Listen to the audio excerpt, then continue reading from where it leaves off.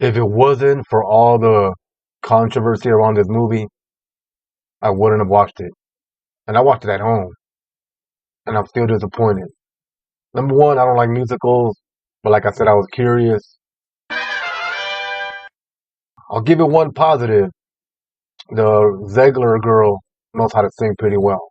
She looks like Farquaad, but as far as her singing goes, pretty good. The Queen, Gadot, wait, what's her name? Gadot. I think I'm saying her name right. She can't sing, man. Some people say she can't act. I don't know about that, but her singing is not that good. I don't know. Maybe they should have overdubbed it with someone else's voice, but nope. I'm pretty sure that's her. Now I thought it was gonna be a straight up retelling of the original movie, but it's not. It's like an origin story almost. They throw in a bunch of stuff that you don't know about in the original. A little background of the Queen and Snow White. The dwarves, yep, they look spooky. They look creepy. It's like God, that gave me nightmares sometimes. The Polar Express. I know they thought they were like advancing movies with technology, but it was terrible looking. So I heard that they had to do some reshoots because originally they showed everybody the dwarfs they were going to use, and nobody liked them. They were human, but they weren't called dwarfs. They were the seven bandits, and they still show up here. But you can tell that the dwarves weren't originally meant to be in this story.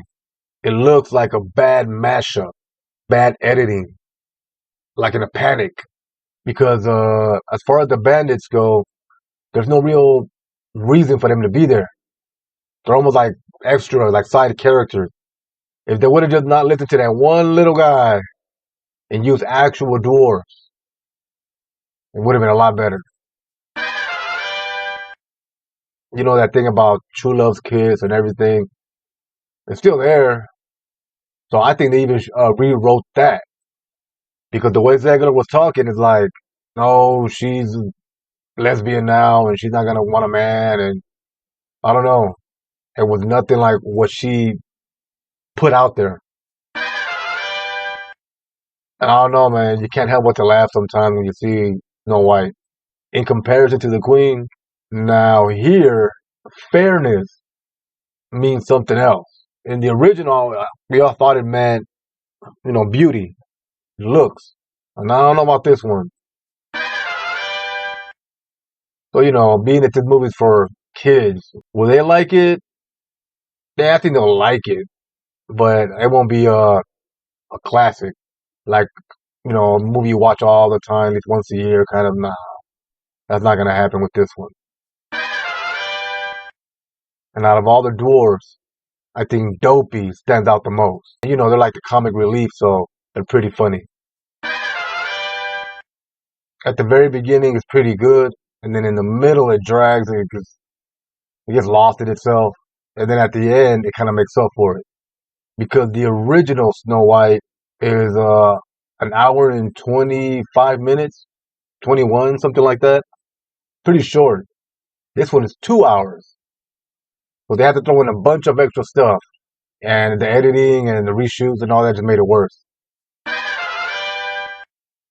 Now, like I said, some people believe that Gadot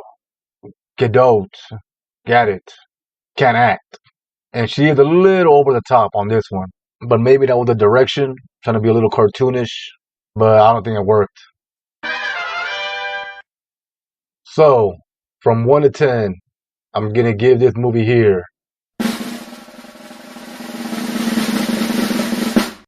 a solid 3. It's not rewatchable. Not for me. And I would not recommend it to anyone.